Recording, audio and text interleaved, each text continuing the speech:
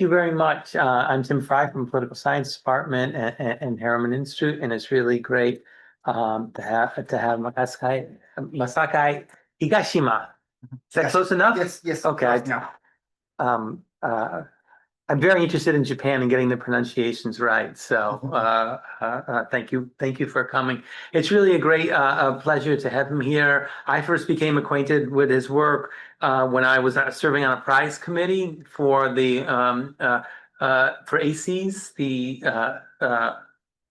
Advanced Society for Eurasian East European Studies, and we read your book, your terrific book. And we were able to award an honorable mention. And that's really a nice tribute because we get books from across political science, economics, sociology, history. So, the competition was very broad. And it was really a terrific book on the autocratic dilemma of why autocrats hold elections, given that sometimes they backfire.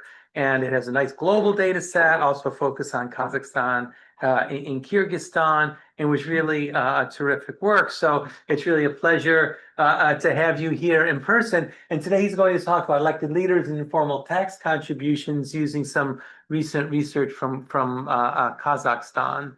So do you want to take questions during the talk, or do you want to take questions afterwards? What's your preference? Ask clarification questions during my talk, and then we're gonna collect further questions later. Excellent.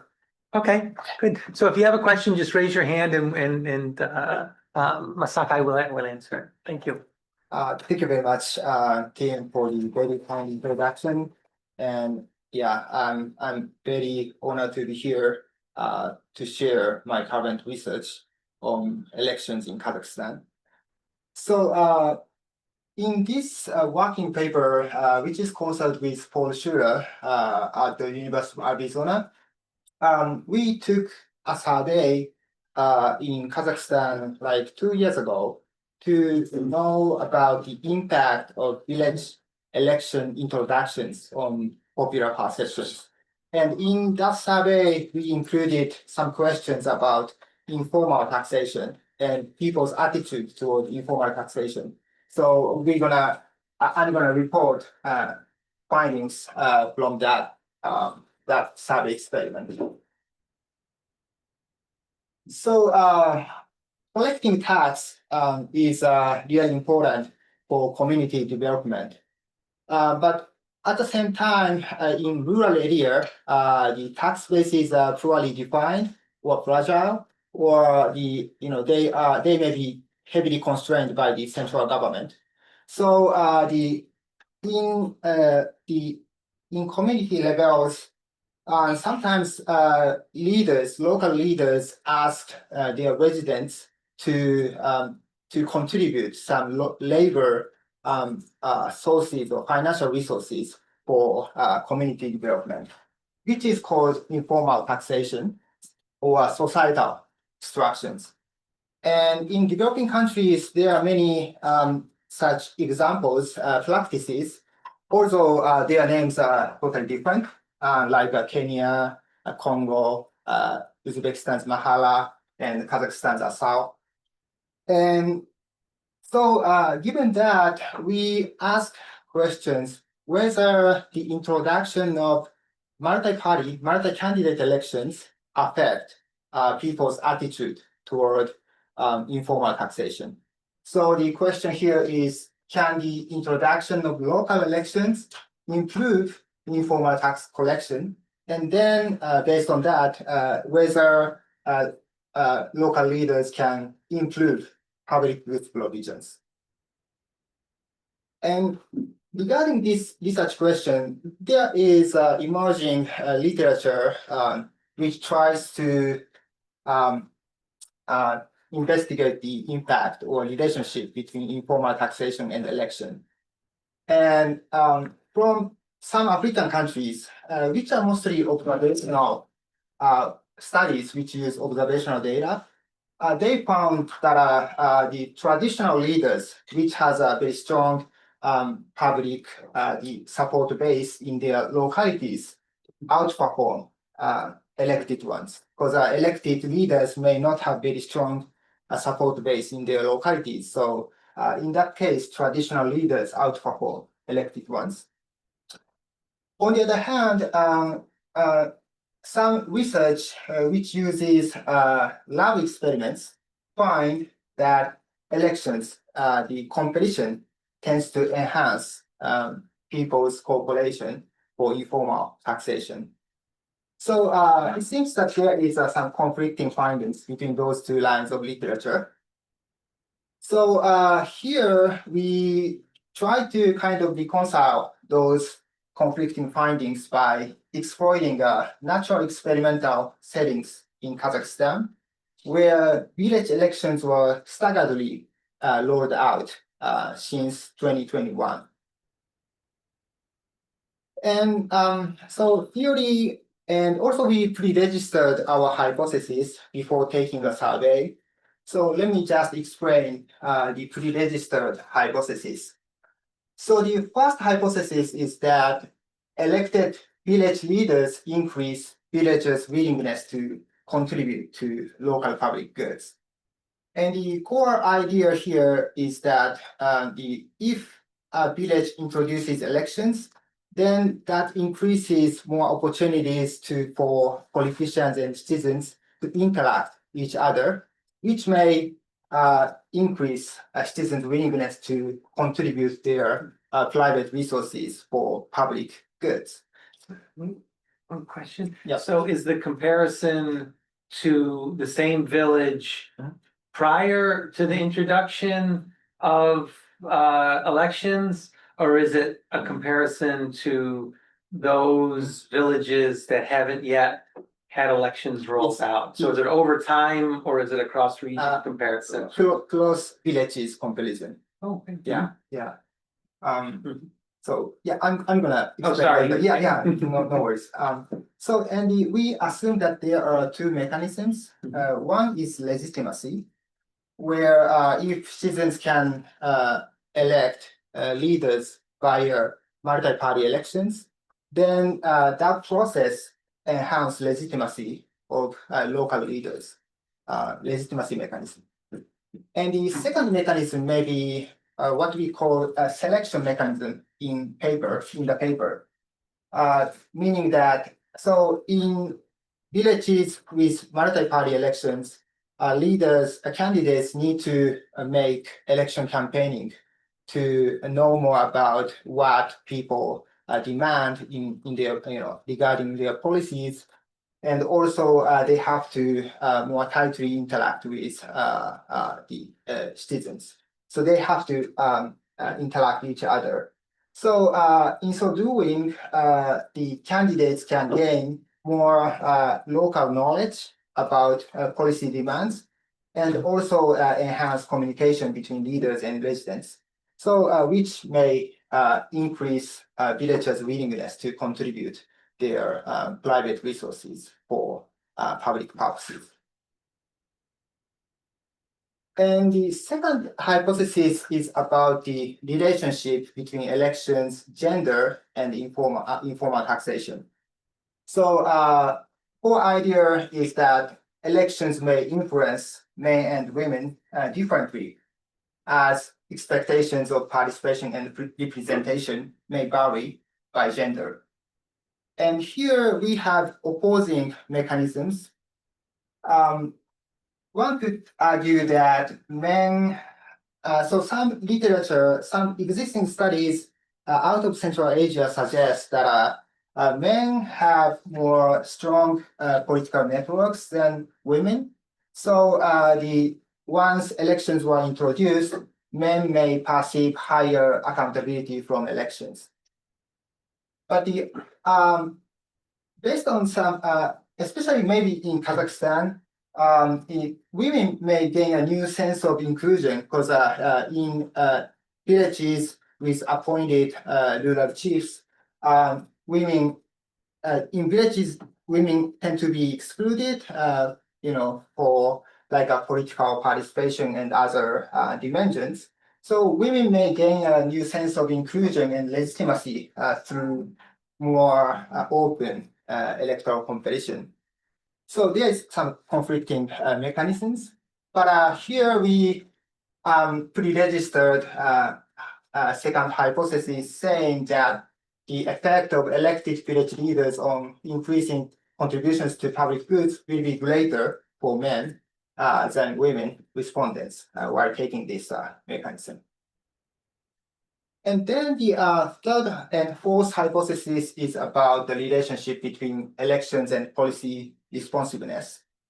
So core idea here is that elections shift leaders' incentives from satisfying central authorities to responding to local citizens' preferences.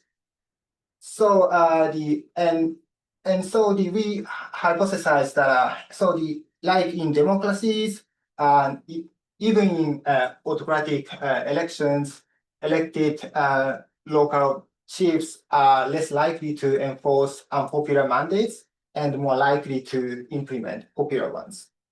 And because elected leaders tend to promote more popular local initiatives to gather more votes, and also because in order to be elected, they want to avoid some unpopular policies. So to test those hypotheses, we rolled out a survey in Kazakhstan. And briefly talking about elections in Kazakhstan, so national elections have been periodically held since its national independence. And in early 2000s, elections were also experimentally held in some villages in South Kazakhstan, where former President Nazarbayev came from. His village was named Chemorgan. And around that village, the government experimentally introduced some village elections to see what kind of, what happens in those villages. And then, like a couple of years ago, there was a discussion about whether Oblast Akims would be elected via elections, multi-party elections, during the process of the constitutional amendments. But this idea ended up not being adopted in the constitutional amendments. But the Kazakh government and also Kazakh society have thought about whether and what impact elections may have in local politics. And importantly, since July 2021, Tokayev started introducing multi-candidate village elections. And looking at Kazakhstan Sky Plouder, the Kazakh government repeatedly asserted that elections improve local government. Competitive elections improve local governance by making local leaders accountable to their communities. And also through elections, citizens may get more involved in local community matters. So this is a typical benefits of autocratic elections that the literature assumes. So even though elections are not free and fair, but by allowing some multi-candidate, multi-party elections, autocrats can glean information from below. And then based on that information, dictators can improve their governance from grassroots information. And then with that, so as I said, village chiefs, rural Akims, previously appointed by higher entities before 2021. So the before 2021, Akims, village Akims were appointed by Lion legislature, Maslihat. But then the reform happened, which introduced multi-candidate direct elections starting at 2021 July. And interestingly, important for our research design, elections rolled out at different times based on term expiration of appointed Akims. So only after previous appointed Akims were stepped down, elections were introduced. And so the appointed Akins, this scheme happened in 2012. And then the appointed Akins had 4-year terms, but many Akins stepped down before the expiration of their terms.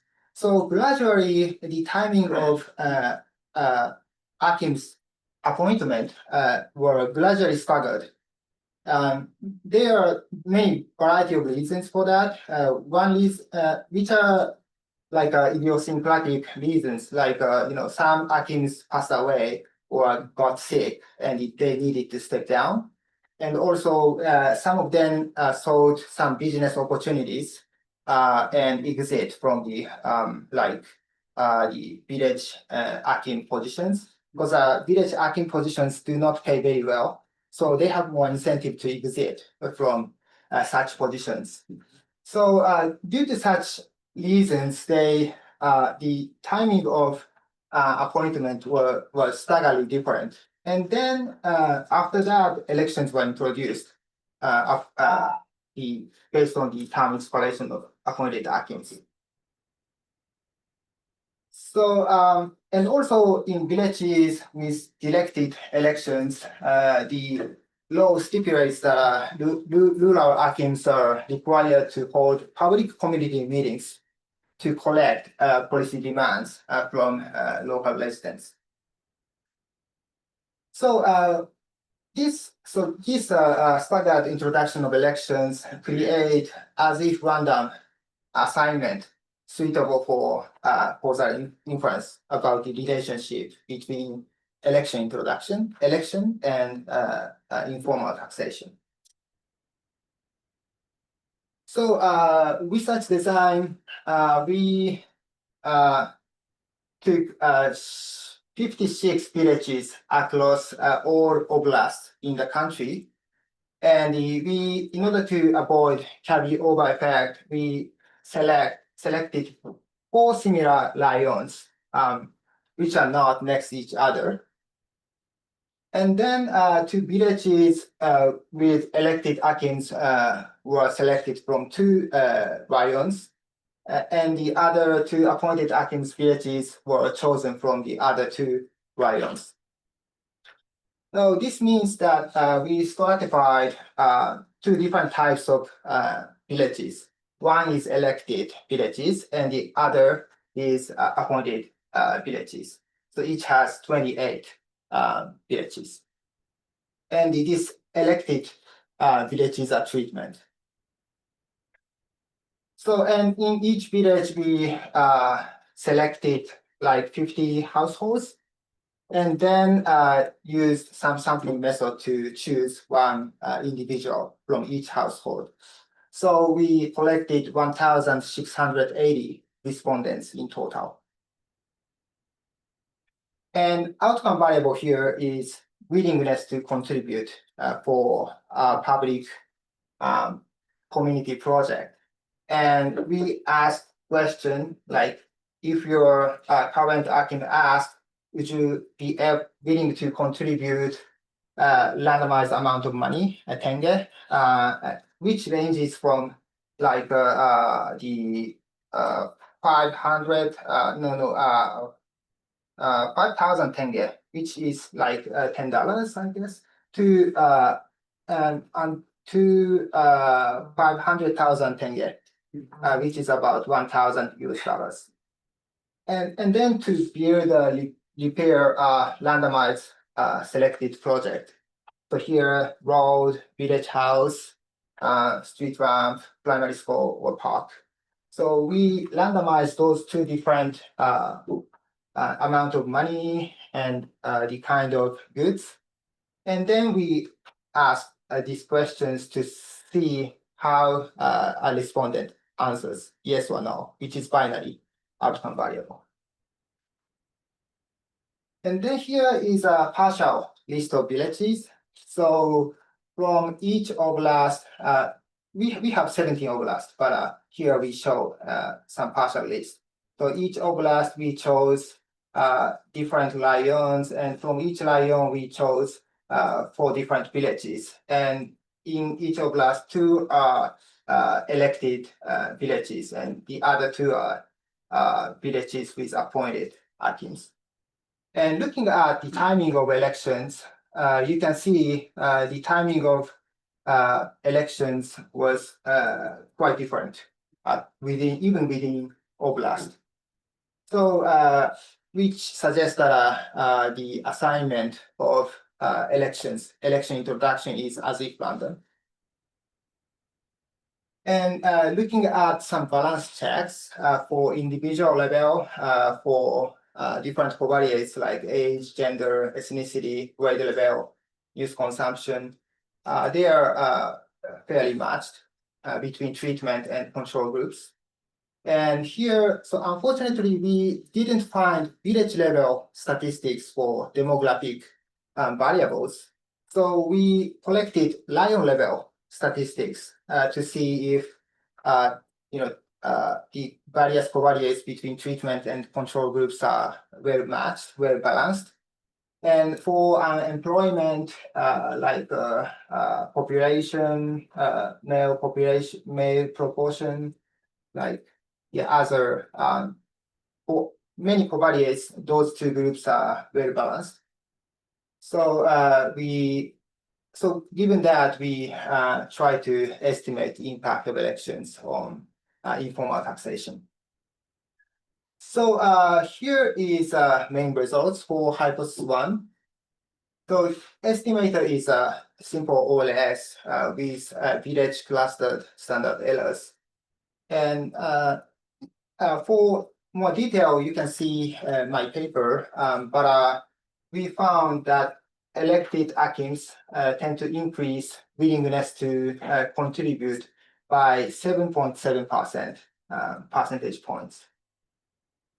And based on our model, we simulated how the willingness to pay may change according to the amount of money shown in the question. And for example, here, if a respondent answers that there are if about 30% of respondents answer that they'd like to contribute, in appointed villages, it's only 200 tenge. But in elected villages, it increases to 311 tenge. So there's a 100 tenge difference between those two different groups. That's a really big effect. Yeah, it's a big effect. I mean, yeah. It basically doubles. Yeah, about double. Yeah, that's right. Yeah. And then we also did some heterogeneity treatment effects. And we found, opposing to our initial expectation, we found women's contributions increase more than men's. So here, is the probability that women contribute their resources for community project. In the appointed group, about 23% of women say that they want to contribute, but in elected villages, it increases up to 35%. And then, and regarding men, in the appointed villages, they've already had a fairly high level of, probability that they will contribute. And then the elections boost their willingness to contribute, but the difference is not statistically significant, like 42%. Yeah. I have a question. Yeah. So do you have a sense of, in Kazakhstan, I don't know this, maybe people in the audience know better than I, who decides how money gets spent within the household? Is that usually women or is that usually men? Mothers.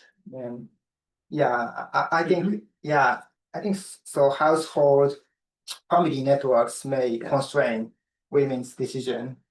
And we are still thinking about how to interpret these results. Mhm. And one way, so when I was in Nazarbayev University for talk and interacted with scholars there, some said that the men tend to, seek their jobs and the some sources of income outside of villages, and they spend some time in Russia or other, cities in Kazakhstan like Almaty and maybe Astana. So during that time, and on the other hand, women tend to stay in villages while seeking some jobs as teachers or other jobs in villages. So if that's the case, then maybe women may still have some independent, um, they may be independent to decide their own household. So but I think there should be we have to think more about how the family structure may influence these results. So it might be if they're married or unmarried, you might look at that. Yeah, that's a great point. Yeah, married and Or age too. yeah. I think we have information for age. So yeah, we can do that. You don't have data on how women fared in the respective elections, huh? We Yeah, that's good. Yeah, we have a data whether respondent Because these are councils, yes, or that are elected. the No, it's the head of the. head of the executive in villages. We have the variable capturing voter turnout. So maybe we can see what kind of women went to polling station Right. for national elections. Yeah. Or be elected.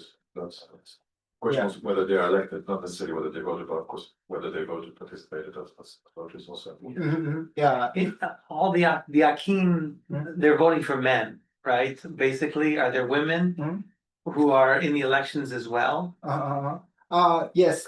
So Because that would be, it might be women give more if there's a woman running. Unfortunately, many candidates are men. Yeah. And on our sample, That's unfortunately for your study. It's not a general statement about the relative value of men and women running for office. So anyway, no. On 50, so in 56 villages we sampled, only 5 were elected female candidates. Yeah. Okay, so But even if you have women running that lost, that still might, that might increase your N a little bit. Yeah, right. Yeah. I think we haven't yet conducted the interaction effect between respondent's gender and candidate's gender, but yeah, it's a great suggestion.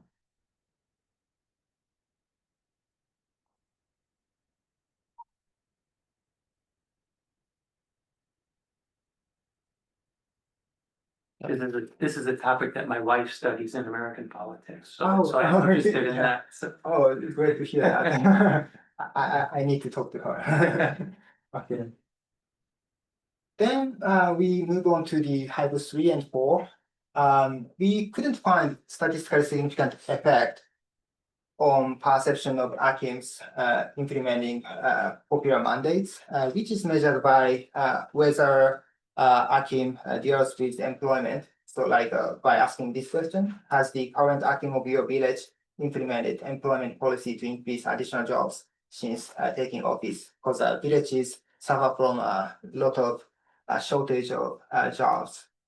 And the for popular mandates, which is measured by land legislation monitoring in villages.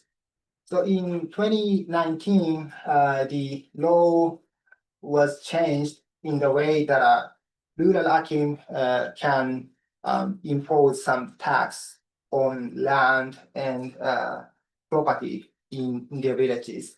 So we asked which may be unpopular for villagers. So has the current rural Akim of your village been actively involved in monitoring the timely registration of land and farm property?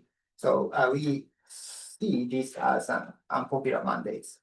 But for both popular mandates and unpopular mandates, we couldn't find statistically significant differences.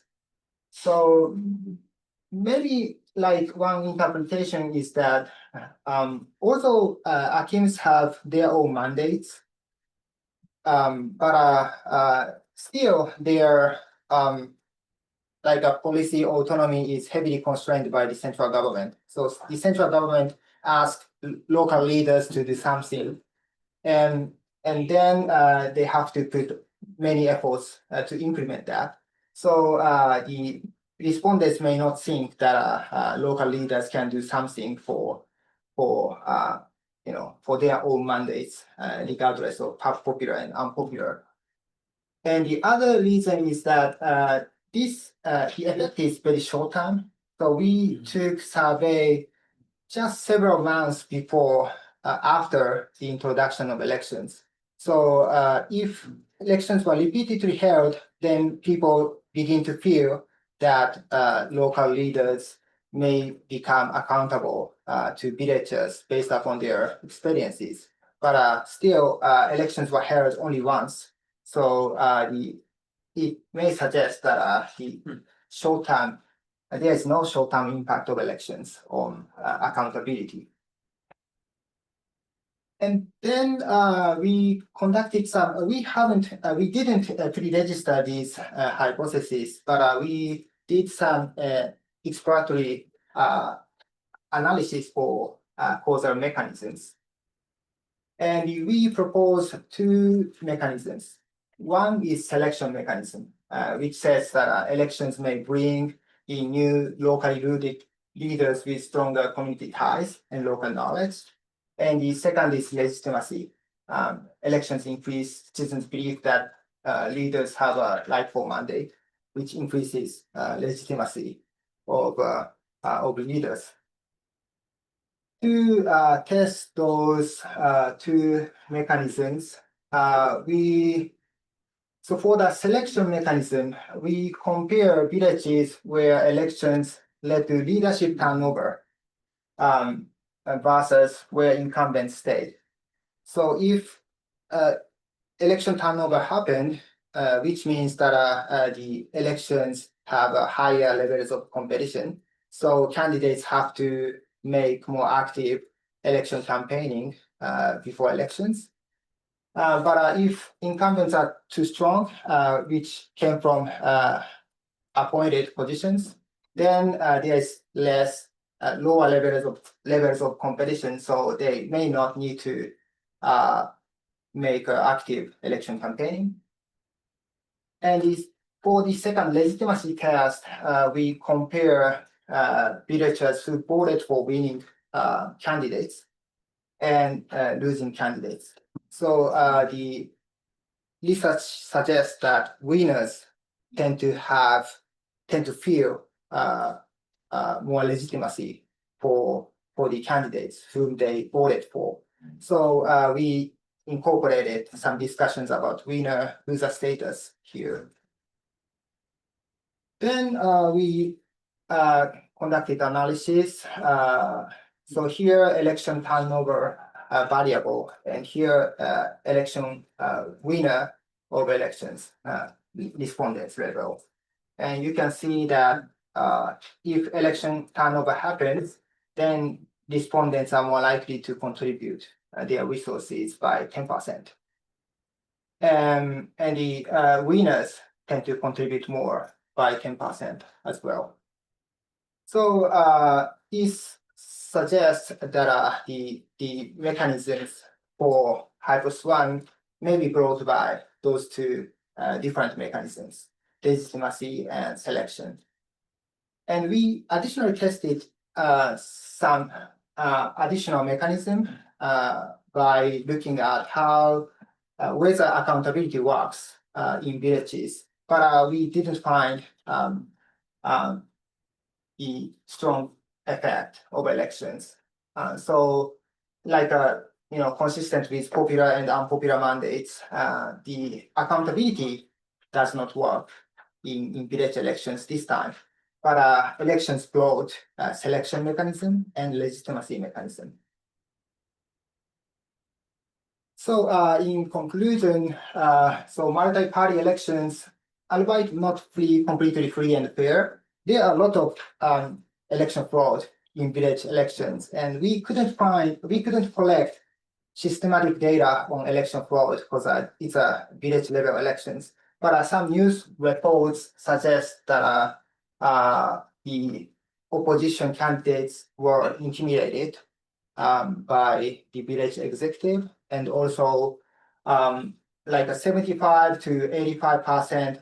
So in the first wave of village level elections, the about 85% of candidates came from the ruling party, Nur-Otan at the time.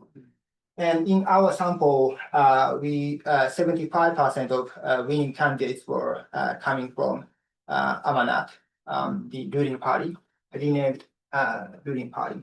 So elections were not completely free and fair, but still it increases informal taxation, especially among women.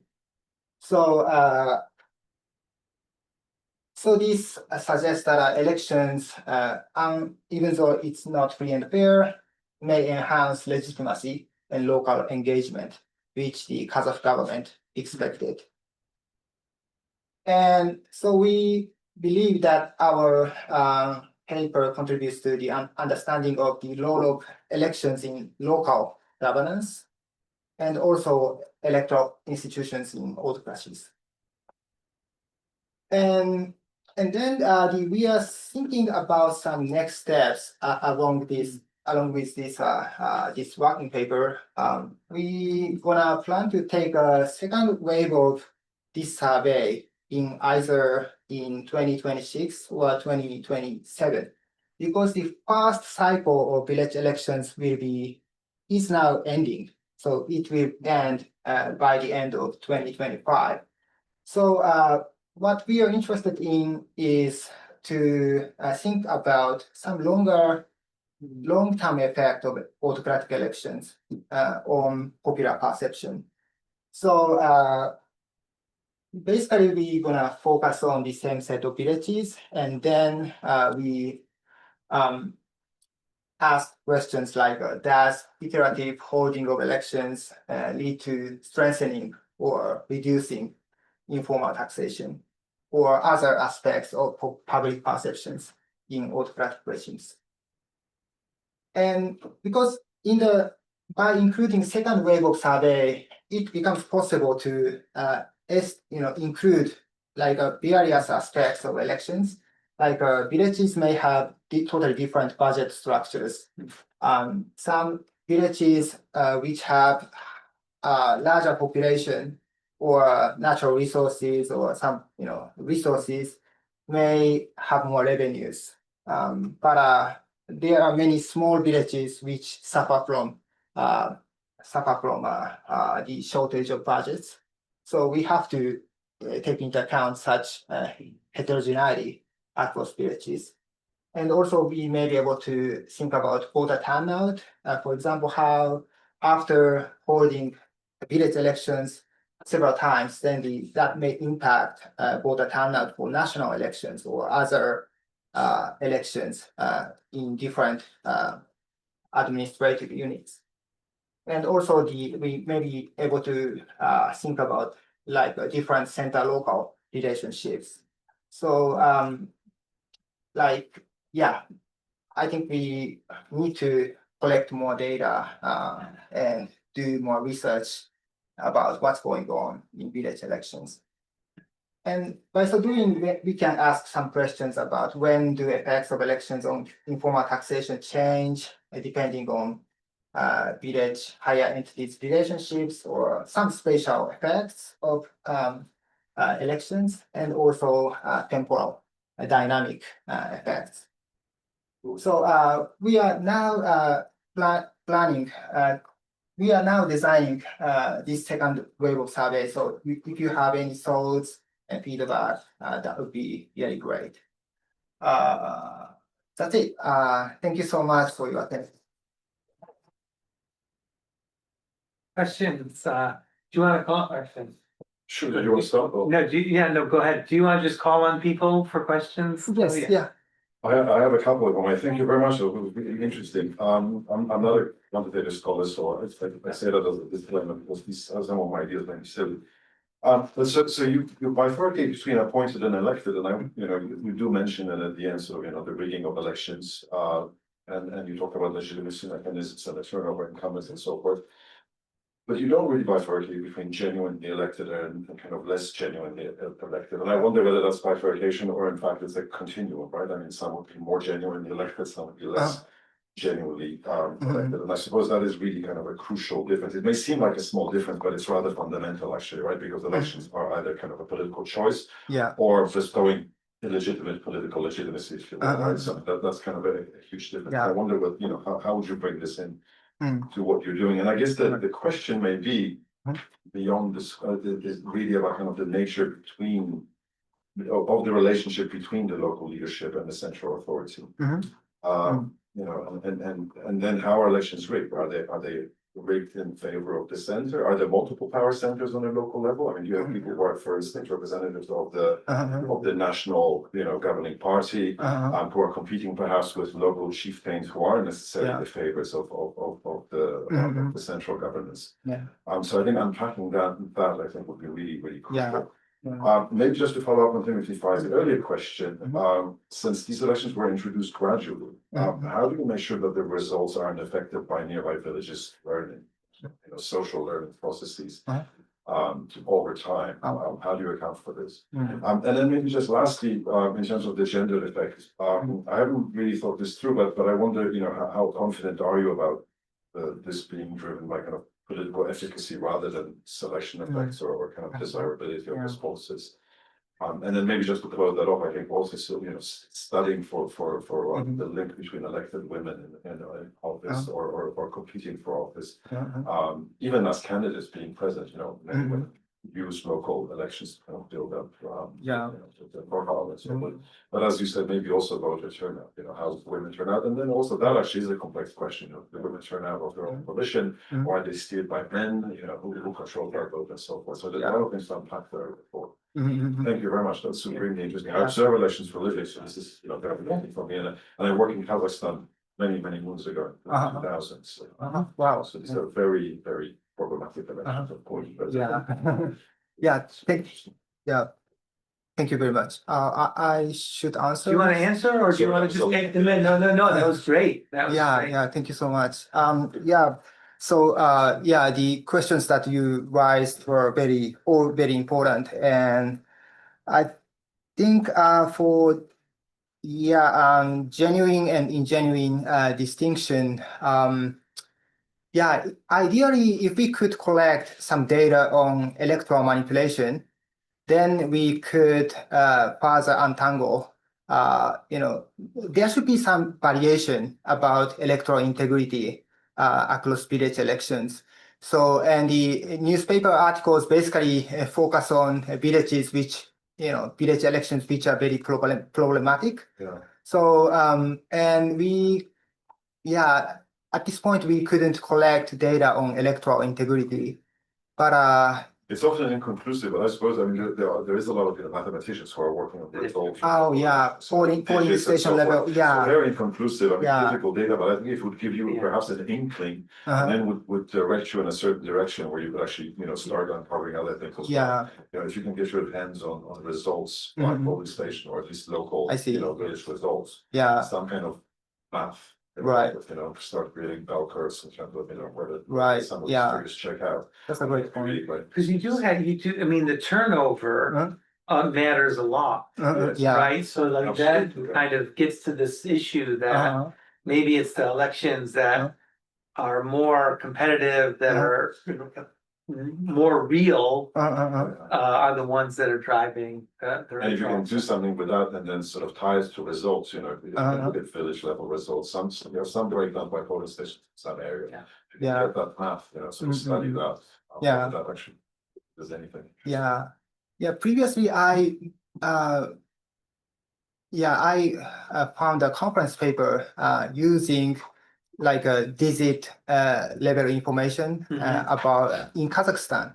So and it was about national elections, but there should be the case that a national election levels of electoral integrity in national elections may be correlated with those of village elections. So if we could find such data, then we can do that. And also, we did some analysis for turnover. So we can, connect the mechanism that you suggested to the paper.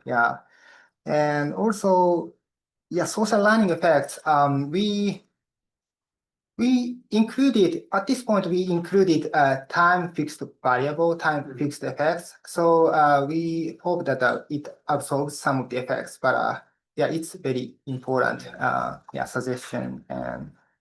And we couldn't find, we also asked some questions about political efficacy, but we couldn't find difference between two groups. So but thank you very much.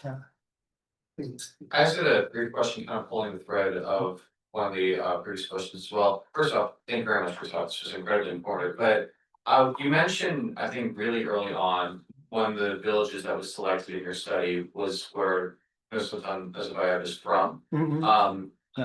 In your analysis, did you pick up, and forgive me if I missed this by any chance, did you pick up on any like influence of that factor in that village? Like, is it an exemplary village in any sense? Does he have strong influence considering that's his hometown sort of thing?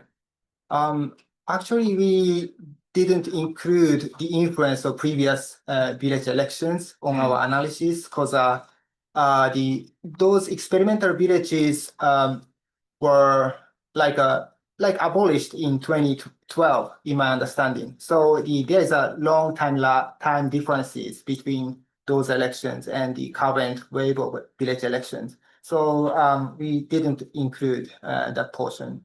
But maybe we could do some subsample analysis for South Kazakhstan. There may be the case that they get used to elections. So that might be the case.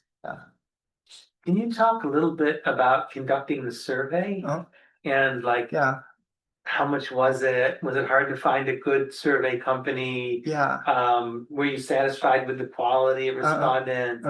Do you have a sense of whether the respondents are lying when they answer the questions? I haven't done any surveys in Kazakhstan, so I'm just interested. Outside of the paper, Sure. just how comfortable were you working with the survey firm and just what was that like? Sure. So I've been working with BSAM, Central Asia, which is one of the main polling companies in Kazakhstan. And they have very good programmers. So initially for example, different paper, but I designed conjoint experiments on Qualtrics, but the village has offline environment. So I needed to ask foreign company to design conjoint experiments. So, but they did very well. And also, so these were face-to-face interviews. Face-to-face interviews, face-to-face interviews, and it cost about $40,000 in total. So it's big, but in light of in-person survey, maybe it's still reasonable. Especially at the village level, because it's very expensive to survey in villages. Much easier to do it in cities, much cheaper. They needed to, deploy many enumerators to different places. So transportation cost was very high. That's true. And also, for the quality of interview, we decided to record some of the conversations, and then we make sure whether interviews go well, and if there are any problematic issues happen, then we ask enumerators to redo some interviews in some villages and areas. So they have the survey company has their own protocol to maintain the quality of survey. So it's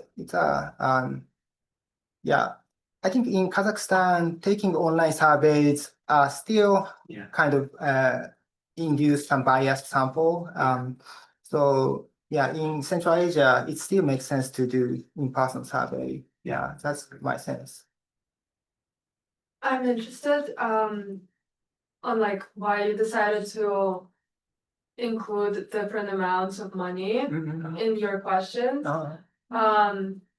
And to me, it seems like the 500,000 is a lot. Yeah. And I don't really like. Yeah, I would, I would think that a lot of people who receive that amount would yeah, say no, just because it's so high. yeah. So like, why? How did you decide on that range, and like, why did you Yeah, decide to do a range instead of just like one amount?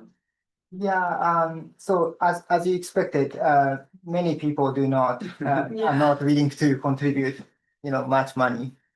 And Well, yeah, it's because also like the wages in Kazakhstan Mhm. are very, very low. yeah, And like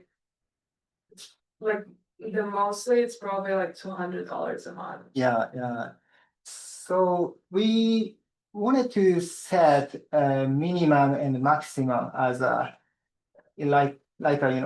the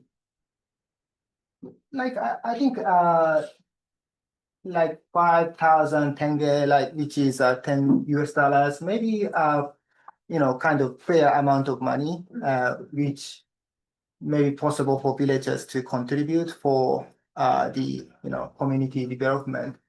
And then we also wanted to set very unlikely amount of money, because if our expectation is true, then they may become very less likely to contribute large amount of money. So we set two extreme scenarios, and then we made some cutoff points. Yeah. Yeah. And what was the average amount that people were willing to give roughly? Let me check. I think I need to check the table, Yeah. but yeah. But here is a mean Yeah. mean value, right? So like in elected villages, like 300. So an average salary in a month is about how much, or at this time? At this time, I'm just trying to get a sense of how, I mean, it's a Especially very in big these increase, villages. it's a very big Yeah. increase. But like in real terms, for an average villager, right? is Yeah. 200 tenge a lot of money? Yeah. 200,000. It's a lot. 200,000, Yeah, I think we gave some reward for respondents participating in this survey, and we gave $2 or $3 like a small goods like cookies or something. And when setting this amount, I found that hourly wage of Kazakh citizen on average was like $6 or $7 or something. $5 to $7, if I So remember. it's like a couple hours So, worth of work. Yeah. That's a lot. Yeah. So maybe it increases a lot due to inflation or something, but that's my sense. Yeah. We're doing some surveys in Ukraine where we're giving people small amounts of money and telling them that they can keep it or they can donate it to the war effort. And then we're trying to see whether or not people are willing to give. And if you're exposed to violence, does that make you more likely to give or less likely to give? So it's like a slightly different approach to study. Because like this is like a really, like you kind of undersold this question, like the question of like tax, like what's the effect of elections on people's willingness to pay taxes? That's like a central question of political philosophy, and so I think you can make more of, even in these flawed elections, that you do find some effects. It's kind of is interesting. I thought you wouldn't find anything. That was my prior. I see. So Thank you so much. sure. Yeah. Any questions? Comments, concerns, anybody? Yeah. Yeah, thank you so much for your talk. It'll be first to see, well, I, let me formulate this. So with what you mentioned that a lot of men, were going, right, it's, what is it, like sending remittances back to villages that were away for work. So my dad, I'm like, my parents got together, they were really young, once the Soviet Union collapsed. He spent 14 years building homes in Russia, construction work, and I saw him twice a year. And while, right, theoretically, and that's kind of the cultural thing that the man is the head of the household, like practically, my family was like a single parent household.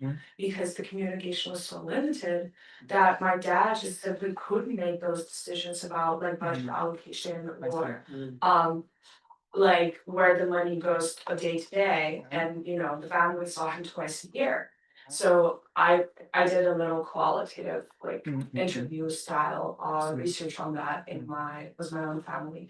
So I wonder how that changes, that sort of like what is it, like labor abroad changes the dynamics Yeah, and the power distribution that is not really spoken about. yeah.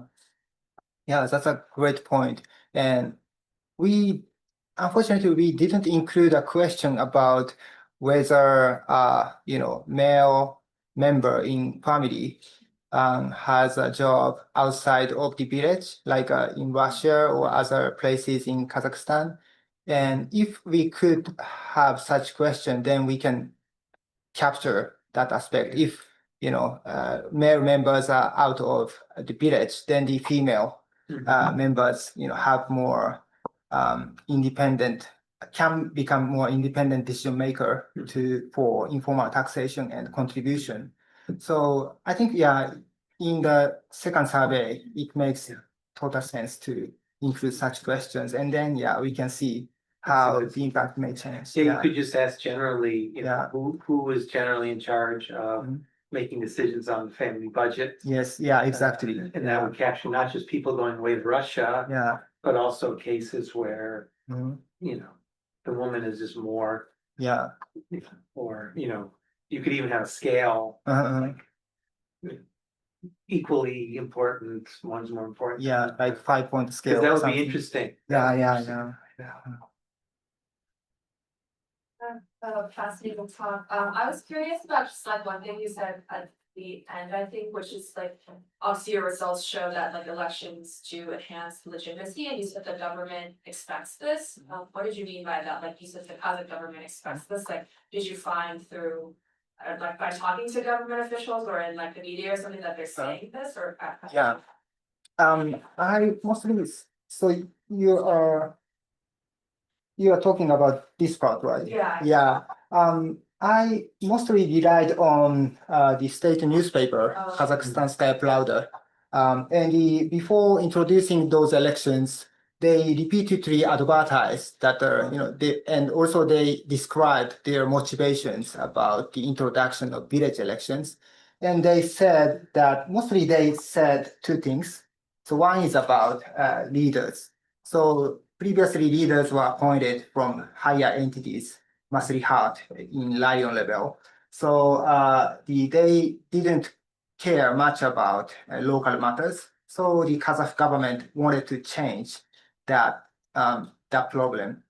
But also they suggested that by introducing elections, citizens may become more interested in their community matters. So because they have to choose their leaders themselves. So yeah, and actually these are the motivations that the state newspaper described. Yeah, yeah, yeah. I'm just maybe one last thought about the sort of the nature of the traditional leaders. I mean, I don't remember the context in Kazakhstan so well, but working in various countries, and traditional leadership is a phenomenon that comes up, whether the African context or Central Asia, several others as well. And I find sort of, the exact nature of what they are, who they are, of course, is very specific and can be very different. It can be different between countries, but also within a single country can be quite different. I mean, to what extent was the institution captured under the Soviet period? To what extent has some of the, traditional leadership represented sort of an opposition to the power center under the Soviet rule? Yeah. And how that has evolved since the 1990s. I wonder whether there's any variation or not. But I think the question itself, sort of, what is traditional leadership and how it functions and how it fares, Yeah. how it comes back, sort of, resurfaces, reemerges is also very interesting. I don't have a specific question, but I kind of wonder whether there's things to unpack there. The nature of that traditional leadership. Yeah, great How point. it has evolved. Yeah. Because that may also, the local attitudes will be shaped by that. Yes, so previous studies which focuses on Africa, in Africa, countries seems to have many traditional leaders who are not appointed by higher entities, but they have, traditional leaders have their own mandates in local places. But in former Soviet space, I think many local leaders are appointed by higher entities, but at the same time, those appointed leaders have their own local origins. So, on our sample, most of the appointed Akims are originally coming from their oblast or local villages. Okay. And only 4 or 5 leaders came from outside of that oblast. Okay. So and there is no difference between appointed Akims and elected Akims for their origins. Okay. So What about north and south? Like, are the traditional leaders different in the north and the south? That could be the case. We didn't think seriously about it, but that would be a very interesting point. Yeah, maybe in southern part, like some networks, like tribe or clan networks, maybe stronger. I don't have the vocabulary in my head anymore, but I remember in the Uzbek context, I had the impression that you had sort of Akims who would been, I think, appointed by whoever, the Rayon level or whatever, but you still had traditional leadership, who I guess were largely informal. So I mean, you also had sort of competing positions among. I mean, I don't know whether they were necessarily executive as such, but the formal appointed by the power structure and the informal one. The informal one was pretty much as infiltrated as the formal. I mean, there wasn't necessarily a significant difference there, but also, They also ask for contributions from society to make them run. So. This is great stuff. Yeah. This is great stuff. Thank you so much for very useful suggestions. Any questions, comments? You know where to find Masaaki Higashijima? You can find him on at Tokyo University, and I'm sure he'll welcome any comments. Look forward to seeing the next round of surveys, and we'll invite you back to report on those. So thank you very much. Thank you so much.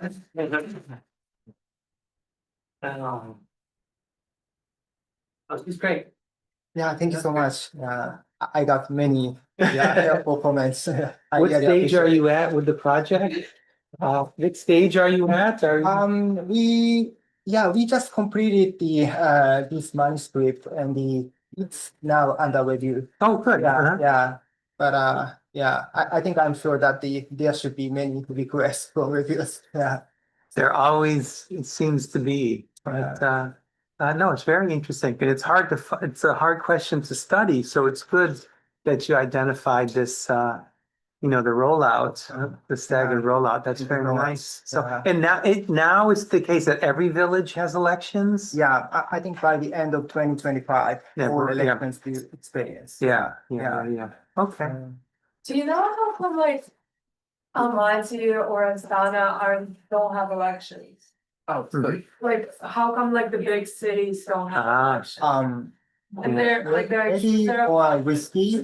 Oh, sure. Risky. Tim, by the way. Stefan Because they initially they were excellent. discussing Been here for a while, but about I've- electing oblast Anyway, so- akims. Yes. Yeah, but Yeah, they, please you do. know, gave up, I'm gonna Yeah. say more than right? So anything, this also suggests that And you do the lessons in electing leaders So, at higher like, levels sort of, may be like, very I- risky. I'm And turning the gaze yeah. onto the practice of election Yeah. operation, so it's the, Oh. I'm in the art Yeah, PhD long time ago, and this is all a bit new, sort of feels like a food to me, but I'm a practitioner, and it's a, yeah. and I'm sort of turning the gaze on the, Yeah.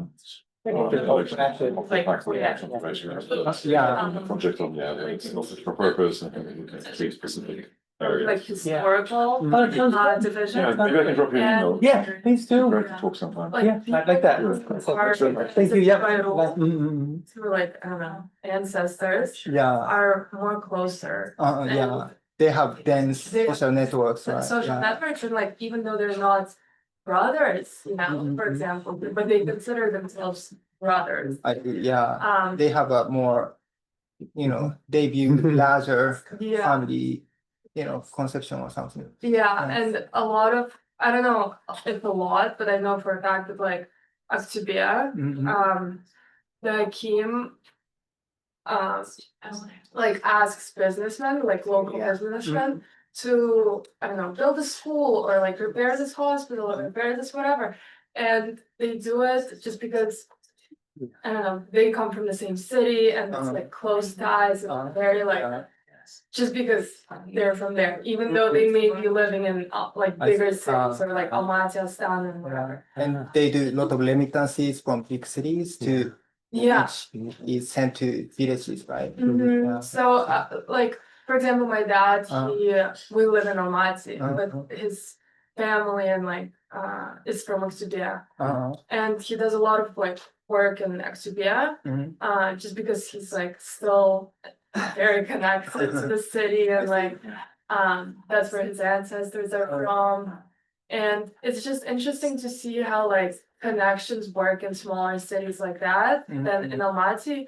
Because in Almaty is like a hotspot, you know, it's like a lot of people from all over the world. Yeah. But in Tibet, it's like just like the local ones. Uh-huh. And so everything there works like through connection. I see. So Yeah. much more. Uh, Which is Yeah, like very interesting. Yeah. Yeah. I think I heard in Kyrgyzstan that people, young people, like middle-aged people, like pool some money together to use for some parties or some, yeah. So still, I think in Japan, we still have such traditions some Yeah. way, but yeah, it seems that in Central Asia, they have more stronger tradition Yeah. of putting something for community matters. Yeah. So I am from Kazakhstan, Mhm. and there's this big Kyrgyz diaspora community over in Central Asia. And a friend of mine recently was telling me that a bunch of Kyrgyz people were pulling together money to buy a mosque. Oh, wow. I think it was Philadelphia, and they succeeded. Wow. It would be all sorts of people from Kyrgyzstan and from throughout the US and especially in their area sending in money, or maybe someone would auction out, sell like a car that they wanted to get rid of. Someone else would pay more than they normally would for that car, knowing that the money would go to that project. Interesting. And I have been in Kazakhstan because I go back pretty much every summer, and I did notice when our neighbors were coming around saying we're hosting this toy, my daughter is getting married or something like that, and everyone will just give money. And me, who like I still go back there in the summer times, but for the most part, I've lived in the US most of my life. When I first saw that, I was shocked. Like, are you getting invited to I was like, I'm not even gonna go. It's your neighbors, you have to pitch in. Right. When if we were tasked for something, they would pitch in as well. And so that sense of community is very, very strong. Yeah. Interesting. But it's honestly like I would have thought that people would have said no more to giving contributing to something. It's too burdensome. Yeah, and plus I feel like the amount is like a lot. Oh, yeah. Or might be a lot for a lot of people because like I just googled what was the median salary in 2021 and it was like 180,000. Yeah. Which is, you know, Yeah. 5,000 of course, but like bigger amount. So How much would you give Kayla when you were staying if you were asked in the survey? Oh, you were, yeah, I know, that's true, I guess. maybe younger people are more reluctant to pay for some. Probably. Yeah. I think so. I think there's Yeah. more of a sense of individuals than we have. When we don't feel that legacy of the Soviet much, Union, yeah. like sense of community as much as our older generations do. I think we're so much farther removed from that. Well, yeah, I don't know about villages, but like my sense with like financial things in Kazakhstan was that like, well, like the running joke is kind of like everyone's in debt or like everyone is like kind of like using the credit system that they have there. Right. And that like you see people with these like really nice things, but everyone's like, oh yeah, they just like bought that on credit basically. And that's like it's a good thing. Yeah, for sure. Yeah, it's like in Italy where you say, you know, you look at the official statistics and you look at how people actually live, and you're like, wait a minute, people are living way better than the official statistics say. So something must be going on here, you know, either the statistics Informal. aren't right or else they're all in debt up to their ears. But I think did you find variation in like the willingness to contribute based on the randomized project that you selected? Yes, I think there was some significant differences across goods types.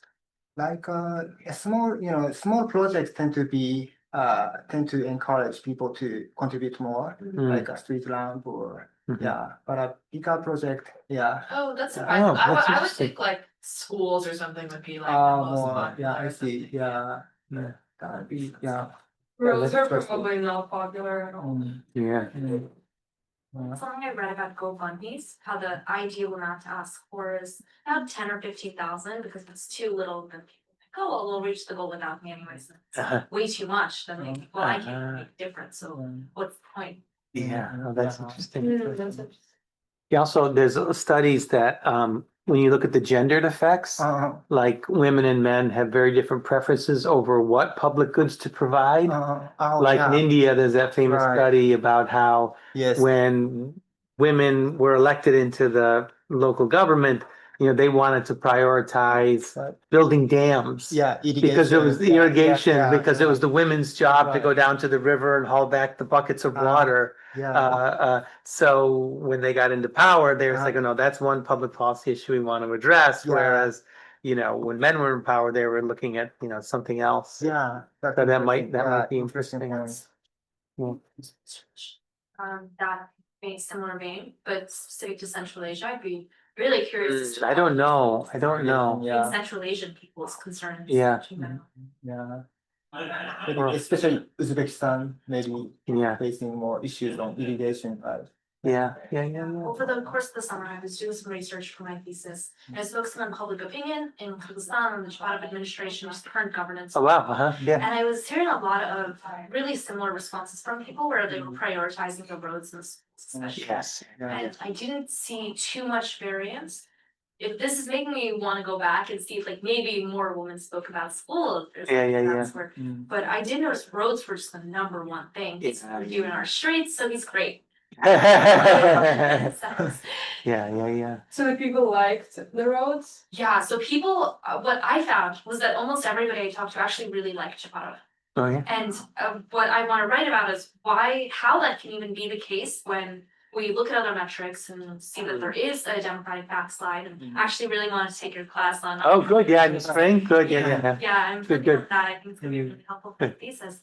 But people do like if they do note and recognize that there's journalists being arrested, then there's this idea of, well, what did the journalists do to deserve to be arrested?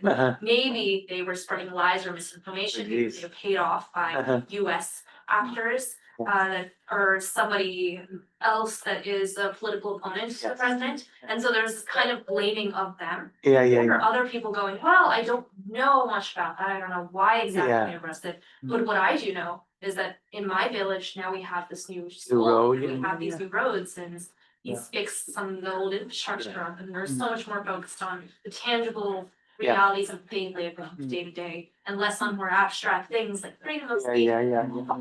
When I lived in Moscow, when I was running the center in Moscow for 10 years, from 2010 to like 2022, we stayed at the same. It's like a hostile, really. And every year they repaved our street, Yes. whether it needed it or not. And, like, I don't think it had anything to do with demand. I think it was because the paving company was on very good terms with the Moscow city government, and they made a lot of money from those contracts. So they paid, but they got paid 2 or 3 times what they should have been paid. So it was a way to spread, political favors and corruption around. Right, yeah. So, Yeah, that's exactly. They can get more subsidies. yes, after exactly, working on project. exactly. So, Like, but roads are important. the roads are a huge thing, like a new mayor, Akim just came to in Almaty, and he just all of a sudden started like redoing all the roads again. And everyone's like, oh, he's definitely like, he has definitely like a company. Yeah. Like a cement The wife company. has a cement company. Yeah, Yeah. right. Because actually like a previous Akim was found that his wife had some company or whatever, Oh, yeah. like they were